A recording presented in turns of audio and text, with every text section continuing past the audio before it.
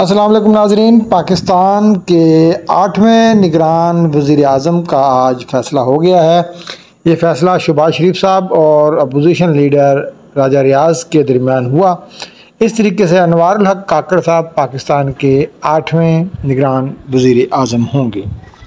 आजकल चूँकि हर तरफ निगरान वज़ीर आज़म की बातें चल रही हैं, तो हमने ये ज़रूरी समझा कि हम आपको पाकिस्तान में आने वाले निगरान वज़ीर आज़म की तारीख़ के बारे में आपको बताएं।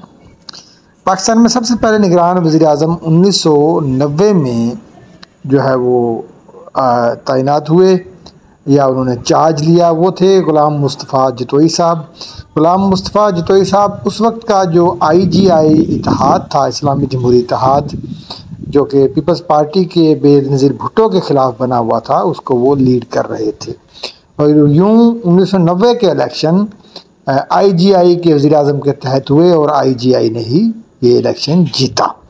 और इस इलेक्शन की जो आप कह लें कि उसकी शफाफियत पर बहुत बड़ा सवाल था। उसके बाद 1993 में ग़ुलाम इसहाक़ खान ने एक और असम्बली जो है वो बर्खास्त कर दी और नवाज शरीफ साहब को फ़ारग कर दिया और उस तरीके से वहाँ पर बलख शेर मज़ारी साहब को निगरान वज़ीर आज़म तैनात किया गया। 38 दिन वो निगरान वज़ीर आज़म जो है वो रहे। नवाज शरीफ साहब सुप्रीम कोर्ट में चले गए थे अपील के लिए और नवाज शरीफ साहब की अपील मंजूर हो गई। नसीम हसन शाह की क़यादत में जो है सुप्रीम कोर्ट ने 10-1 के तनासब से 10 जजेस ने जो है नवाज शरीफ की असम्बली की बहाली के हक़ में वोट दिया और जस्टिस सजाद अली शाह ने उनके ख़िलाफ़ वोट दिया।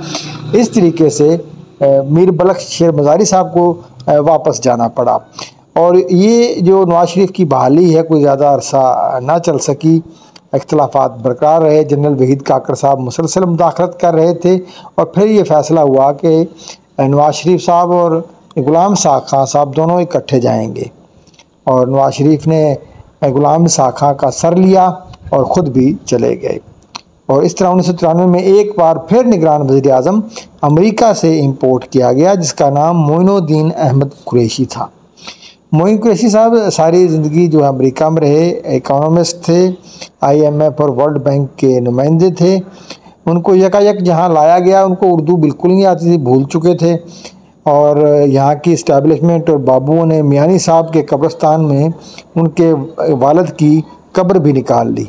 किसी भी कब्र को उन्होंने जनाब तैयार करके कतबा लगा के मोइन कुरैशी साहब के वालिद के लिए वहाँ पर कब्र बना दी और मोइन कुरैशी साहब को वहाँ पर बुलाकर उनकी जो है फातिहा ख़ानी भी ले ली गई। इस तरीके से 1993 के इलेक्शन मोइन कुरैशी साहब ने करवाए। 1996 में पीपल्स पार्टी के अपने ही सदर फ़रूक लगारी साहब ने बेनज़ीर भुट्टो की हुकूमत को ख़त्म कर दिया और मलक मिराज खालिद को जो है वो वज़ीर आज़म तैनात किया गया।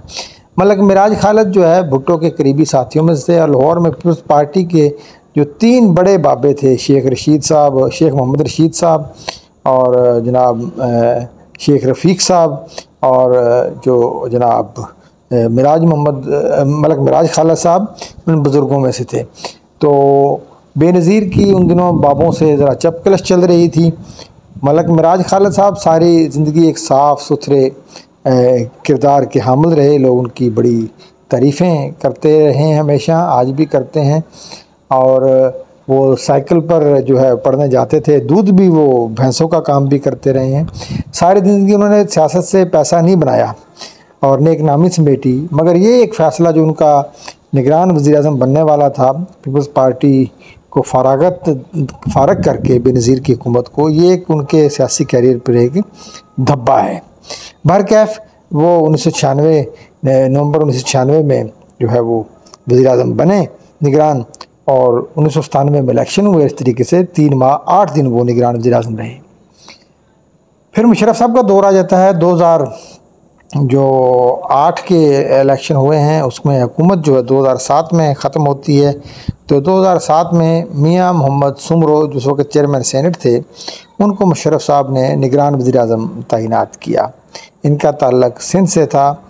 और फिर 2013 में मीर हज़ार खान खोसो जिनका ताल्लुक़ बलूचिस्तान से था, वो निगरान वज़ीर आज़म तैनात रहे। तकरीबन 3 महीने उन्होंने जो है निगरान वज़ीर आज़म के तौर पर काम किया। और उसके बाद 2018 के इलेक्शन में चीफ जस्टिस रिटायर्ड नासिर उल मुल्क जो हैं वो केयर टेकर निगरान वज़ीर आज़म के तौर पर सामने आए। और अब ये 2023 में इलेक्शन होंगे या नहीं होंगे वो अलग बहस। निगरान वज़ीर आज़म अनवारुल हक काकड़ साहब जो कि सेनेटर रहे हैं उनका नाम आया है। अच्छा, इसमें जो एक फ़र्क ये है कि जो पहले निगरान वज़ीर आज़म जो आए 2008 तक 7 तक मियाँ मोहम्मद सुमरो तक, वो निगरान वज़ीर आज़म जो है तैनात किए गए सदर की तरफ से। और उसके बाद 18वीं तरमीम के बाद फिर ये मशावरत का अमल शुरू हुआ।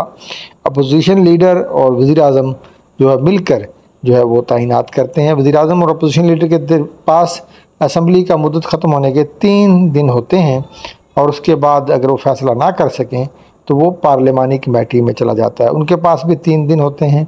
और फिर इलेक्शन कमीशन के पास 2 दिन होते हैं अगर पार्लिमानी कमेटी भी कोई फ़ैसला ना कर सके। तो ये पाकिस्तान में निगरान वज़ीर आज़म की जो है एक तारीख़ रही है। और इसमें पाकिस्तान में जो है 1990 से पहले जो है निगरान वज़ीर आज़म का कॉन्सेप्ट नहीं था। बहुत शुक्रिया। अल्लाह हाफ़िज़।